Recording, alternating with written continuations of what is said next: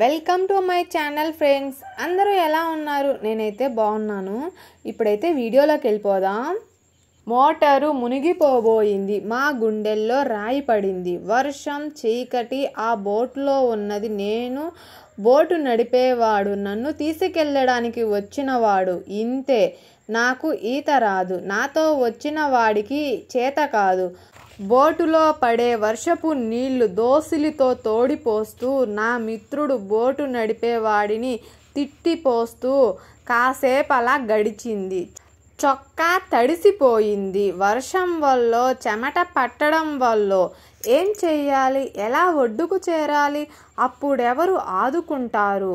అన్ని ప్రశ్నలు, భయాలు, కీడు శంకించటాలు. అటు వెళ్ళి నాటకం వేయాలి. పొద్దున్నే ఇటొచ్చి క్లాస్కు అటెండ్ అవ్వాలి. వీడికి నాటకాల పిచ్చి ప్రాణాల మీదకొచ్చిందని ఎక్కడ ఆంజనేయులు గారు తిడతారన్న భయం, ఇటు ప్రాణ భయం. అప్పుడెవరు నన్ను ఒడ్డుకు చేర్చింది? ఈ గండం నుంచి ఆవలి గట్టెక్కిచ్చింది ఎవరు? వేదాలను రక్షింప నీటిలో మత్స్యావతారుండుడై ఉద్భవించిన శ్రీమన్నారాయణుడా, పాలకడలిలోనే పాన్పు వేసుకున్న ఆ శేషశయనుడా, నరుడా, నారాయణుడా, మహాత్ముడా, పరమానందం ఎవరు? అప్పుడేం జరిగింది? అటు నుంచి ఇలాంటి బోటే ఇంకొకటి వచ్చింది. విచిత్రంగా అతని బోటులో లిఫ్ట్ ఇచ్చాడు. మమ్మల్ని సురక్షితంగా ఆ ఒడ్డుకు చేర్చాడు. ఎవరు? ఎవరి రూపంలో వచ్చారు? సమయానికి ఆ బోటు రావటమేమిటి? ఆపద నుండి రక్షించి మమ్మల్ని ఒడ్డుకు చేర్చిన వాడు, ఈ భవసాగరం దాటించి ఈ జన్మకు ఆవలి తీరాన చోటిచ్చే ఆ సర్వాంతర్యామికి శతకోటి వందనాలు. జీవితం పాఠాలు నేర్పుతుంది అంటారు, కానీ కళాశాలలో పాఠాలు జీవితం నేర్పదు, జీతం నేర్పుతుంది. జీతం అంటే ఫీజు కడితేనే కదా చదువు. ఫీజు అంటే డబ్బు సంపాదన ఉంటేనే వస్తుంది. అవసరం ఉన్నప్పుడల్లా రాదు. నా అవసరం నాకు తెలుసు. నా పరిస్థితులకి తెలుసు. ఎట్టకేలకు డిగ్రీ పూర్తి చేశాను. BA తెలుగులో పట్టభద్రుడనయ్యాను. MA చేయాలి. ఏం చెయ్యాలి? లేనివాడు MA చదువుకోవాలనుకోవటం ఏమిటి? అత్యాశ కదూ. పైగా ఆంధ్ర యూనివర్సిటీ వైజాగ్లో ఉండేది. అక్కడికెళ్ళి చదువుకోవటం ఏమిటి? అసాధ్యం. నాకు దేవుడికి కాదు. వింతగా, విచిత్రంగా, ఆశ్చర్యంగా, అద్భుతంగా అది ఎలా జరిగిందంటే, గుంటూరు నుంచి, చుట్టుపక్కల ఊళ్ళ నుంచి, కర్నూలు లాంటి దూర ప్రాంతాల నుంచి వైజాగ్ వెళ్ళి చదువుకోవటం అనేది నాలాంటి పేద విద్యార్థులకు కష్టమైన పని. కాబట్టి ఆంధ్ర యూనివర్సిటీ వారు గుంటూరులోనే PG సెంటర్ ఏర్పాటు చేశారు. పోస్ట్ గ్రాడ్యుయేషన్ సెంటర్ గుంటూరుకు తరలి వచ్చింది. ఆశ్చర్యంగా, అద్భుతంగా ఆ స్థాయిలో జరిగింది ఆ విచిత్రం. కాలేజీ అయితే వచ్చింది. క్యాష్ ఏది?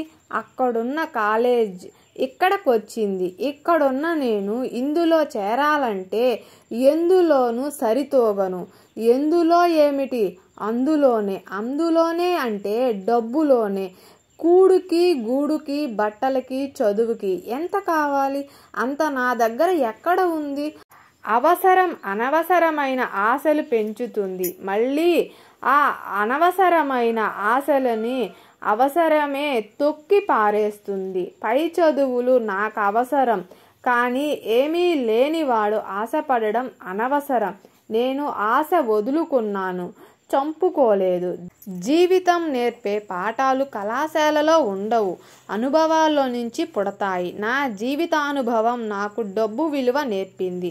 ఆ విలువలు నేర్పింది. అందుకే సర్వకాల సర్వావస్థలోనూ స్థిత ప్రజ్ఞతతో ఉండగలిగే విజ్ఞత అప్పుడే నాకు అలవడింది.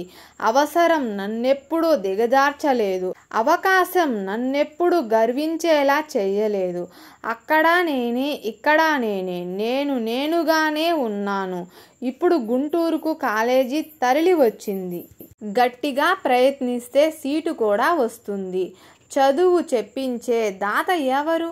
సరస్వతీదేవి వీణా తంత్రువులు ఒక సారస్వతి సంగీతాన్ని సుదూర తీరాలకు ధ్వనించేలా నినదిస్తే అక్కడ ఒకరు ఆ వీణారావం విన్నారు.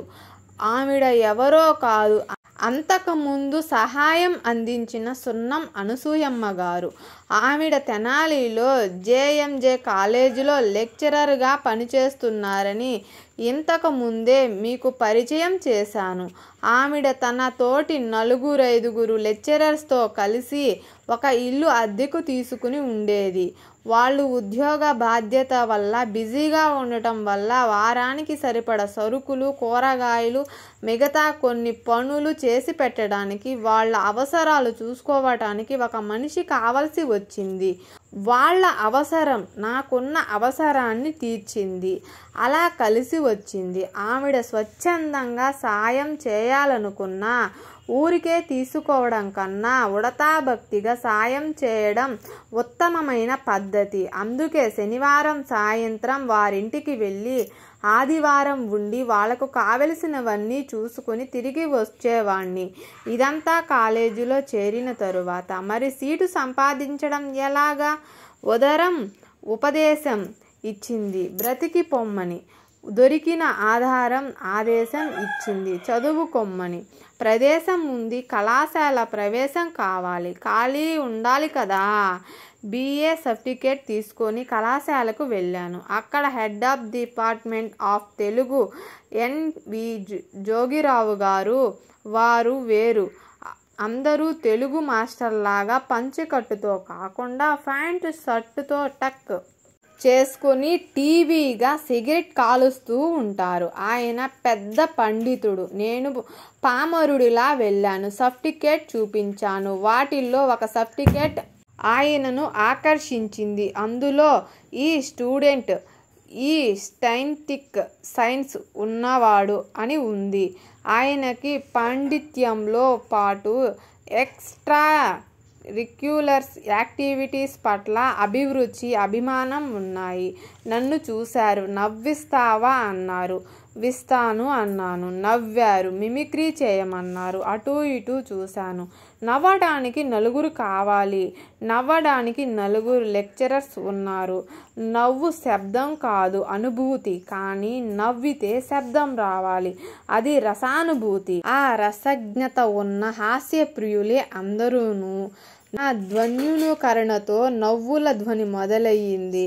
నవ్వు నా జీవితంగా మారడానికి ఆ సంఘటన కూడా దోహదమయ్యింది. కాలేజీలో ఫ్రీగా చదువు చెప్పే కోటా ఒకటుంది.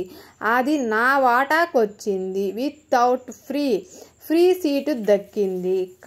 కళాశాలలో సీటు ఇప్పిస్తుందని కలలో కూడా అనుకోలేదు. ధన్యోస్మి. కళ కోసమే కాదు, కళ కోసము ఉపయోగపడింది. వైజాగ్కే పరిమితమైన ఆంధ్ర యూనివర్సిటీ కాలేజీ గుంటూరుకు రావడం ఏమిటి?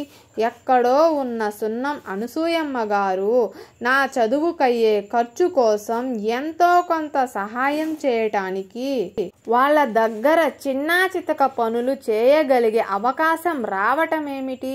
తెలుగు ప్రొఫెసర్కి కళ పట్ల అభిరుచి ఉండడం ఏమిటి? నా నవ్వు నవ్వించడం ఏమిటి? ఫ్రీగా సీటు దొరకడం ఏమిటి? వీటన్నిటికీ వెనుక ఉన్నదెవరు? ఈ అద్భుతాలన్నిటికీ ఆవిష్కరించిన ఆ భగవంతుడెవడు? స్వామి, నా స్వామే కదా. నా గమ్యం రమ్యంగా తీర్చిదిద్దిన ఆ తిరుమల వాసుడికి తీర్చుకోలేనంత రుణపడి ఉండడం గాక మరేమిటి? ప్రభు సర్వదా శతదా సహస్రదా నీకు 1000 జన్మల దాకా రుణపడి ఉందునుగాక. గ్రాడ్యుయేషన్ తర్వాత కొనసాగించే చదువు ఇది. కొని సాగించేదే. ఫీజు అయితే లేదు. Free seat. కాస్తో కోస్తో అనసూయమ్మ గారి సహాయం. కానీ అన్నిటికీ ఆవిడను అడగలేను గదా. అది ఖాయం. పోస్ట్ గ్రాడ్యుయేషన్ అంటే చాలా కావాలి. అన్నిటికన్నా ముందు అన్నం కావాలి. ఆ తరువాత అక్షరం కావాలి. 2 పరబ్రహ్మ స్వరూపాలే, అన్నము అక్షరమును. అందరూ ఉన్నారు నాకు. అమ్మ ఉంది, నాన్న ఉన్నాడు. 8 మంది తోబుట్టువులం. అన్నల మీద అమ్మా నాన్న ఆధారపడి ఉన్నారు. నేను వెళ్ళి నాకింతిమ్మని అడగలేదు. ఓకే ఫ్రెండ్, తరువాయి భాగం తరువాత వీడియోలో వస్తుంది. ఇప్పటి వరకు సపోర్ట్ చేస్తున్న ప్రతి ఒక్కరికి పేరు పేరిన ధన్యవాదాలు.